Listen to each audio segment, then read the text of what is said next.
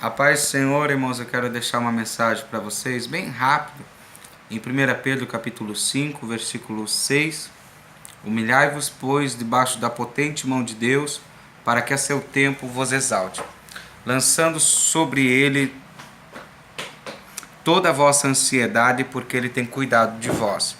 Sede sóbrios e vigiai, porque o maligno, ou porque o diabo, vosso adversário, anda em derredor, bramando como leão, buscando a quem possa tragar. Quando nós vamos ler essa palavra sobre 1 Pedro, dando uma instrução, um dever aos jovens e aos anciãos da igreja para que sejam vigilantes, e ele vai dizer, humilhai-vos, pois, debaixo da potente mão de Deus, para que esse tempo eles vos exalte.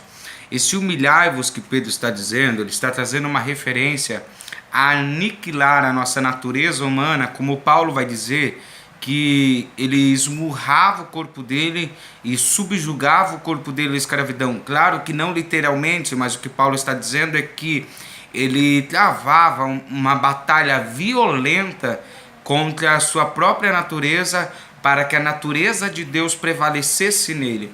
Quanto está dizendo aqui, humilhai-vos, pois, debaixo da potente mão, está te dando uma referência a esse tipo de aniquilação ou de humilhação. Você pegar a sua natureza e subjugá-la à natureza de Deus, para que a natureza do Espírito prevaleça em você. Aí diz assim, lançando sobre ele toda a vossa ansiedade, porque ele tem cuidado de vós. Lá em Mateus capítulo 6, versículo 25, diz assim, deixa eu ler aqui, por isso vos digo, não andeis cuidadosos quanto à vossa vida, pelo que haveis de comer ou pelo que haveis de beber. A palavra andeis cuidadosos é dividir em partes na raiz, e é uma preocupação ou uma distração que causa ansiedade. Essa ansiedade que está sendo dita em 1 Pedro capítulo 5, versículo 7, lançando sobre ele toda a vossa ansiedade, é que o escritor dessa carta está nos dizendo que quando nós estamos ansiosos e não lançamos essa ansiedade sobre Cristo, ela vai trazer um prejuízo para a nossa vida espiritual. Tanto que o seguinte versículo diz assim, sejam sóbrios e vigiai, e porque o diabo, vosso adversário, anda ao vosso derredor, rugindo como leão, vendo a quem possa tragar. Você precisa entender que a preparação para não ser tragado por Satanás, pelo diabo, é você estar com uma mente lúcida, uma mente sóbria, concentrada nos propósitos e no caminho de Deus. Quando entra aqui um cuidado, quando Cristo está dizendo não andeis cuidadosos por coisa alguma, pelo que haveis de comer ou de beber, é claro que Cristo não está falando só de comida e de bebida, é claro que Cristo não está falando só de vestes mais adiante. Cristo está falando que quando nós andamos cuidadosos por nós mesmos, nós estamos aí adquirindo distrações para a nossa vida e corre-se o sério risco de Satanás armar armadilhas contra a nossa alma. Eu vou te dar um exemplo bem fácil de uma estratégia que o diabo tem usado nas famílias, por exemplo. Tá o pai, tá a mãe, firmes em Deus, e de repente o diabo vai e sabota a vida espiritual do jovem, do filho.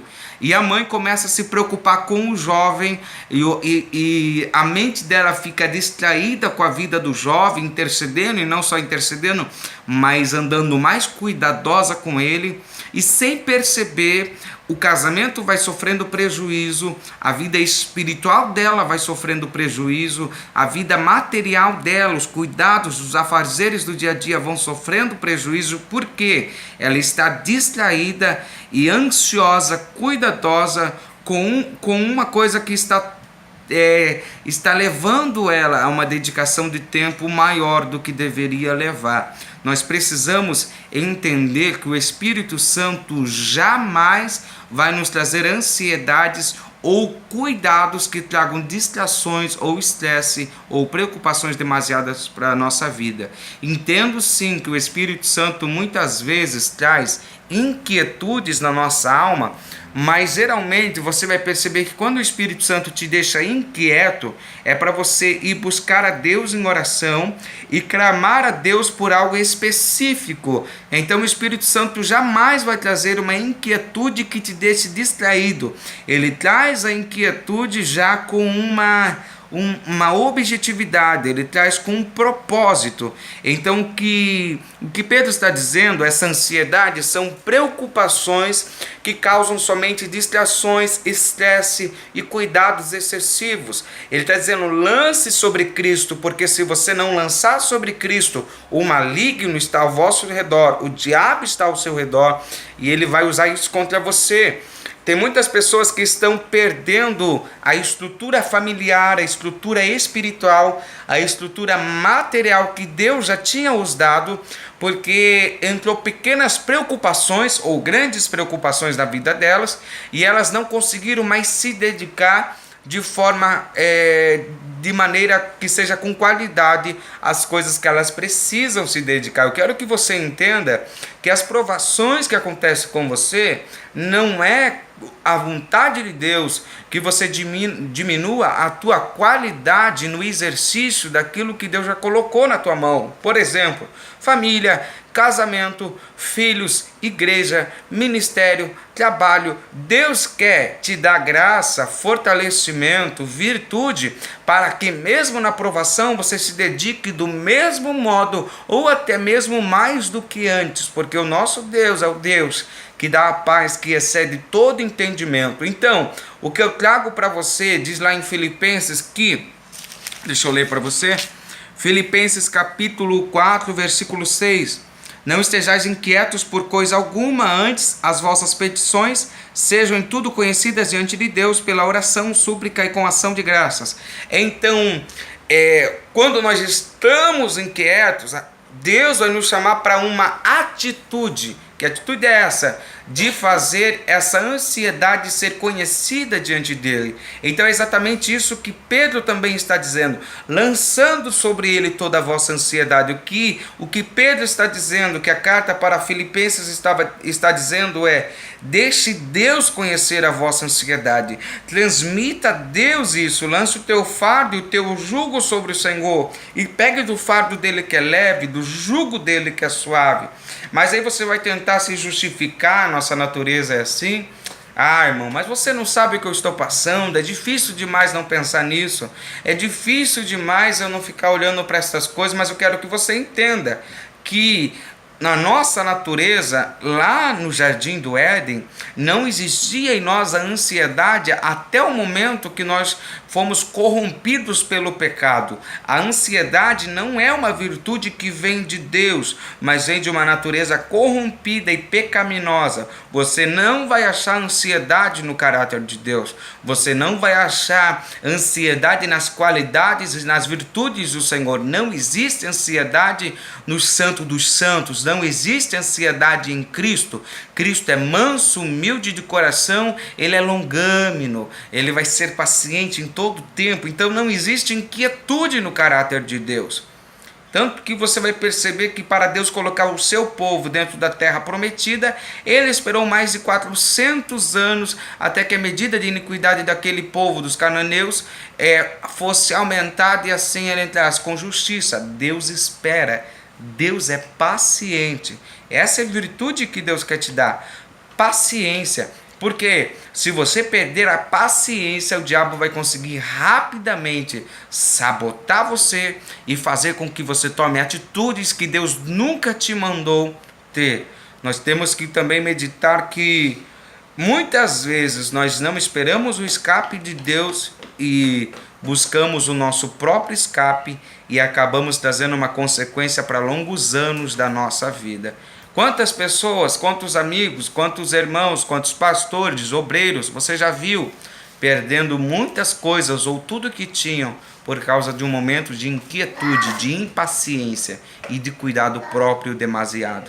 Deixe Deus cuidar de você, porque se você ficar cuidando demais das tuas coisas,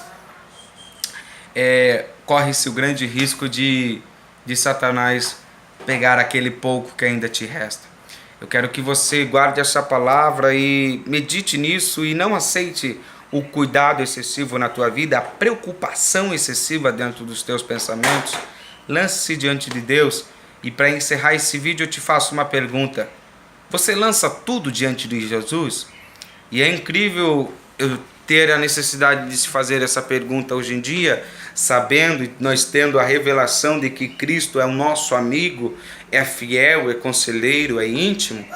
É incrível você ter irmãos, é incrível você ter pessoas que estejam na fé há anos, mas não lançam tudo aos pés do Senhor. Não falam sobre tudo aos pés do Senhor. Eu falo com o Senhor sobre um alimento que eu quero, sobre uma roupa que eu quero, sobre um relógio que eu quero, sobre uma conta que eu tenho para pagar. Eu falo com o Senhor sobre o meu casamento, sobre uma atitude minha, sobre uma atitude da minha esposa, sobre um comportamento do meu filho. Tudo eu tenho que lançar aos pés do Senhor. Você também tem que lançar tudo aos pés do Senhor. Você vai perceber que um amigo, se for o teu melhor amigo, se ele ficar sabendo que você passou por alguma coisa ou alguma dificuldade e não contou para ele, ele vai chatear.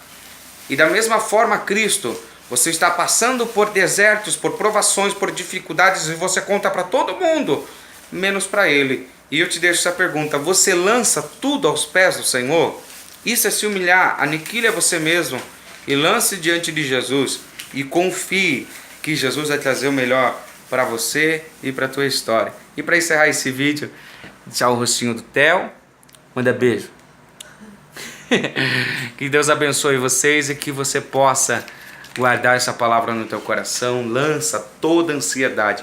Teve um dia que eu falei para o Senhor, orando ao Senhor, veio aquele desejo: Senhor, me dá um relógio. E eu pedi para Deus numa só oração.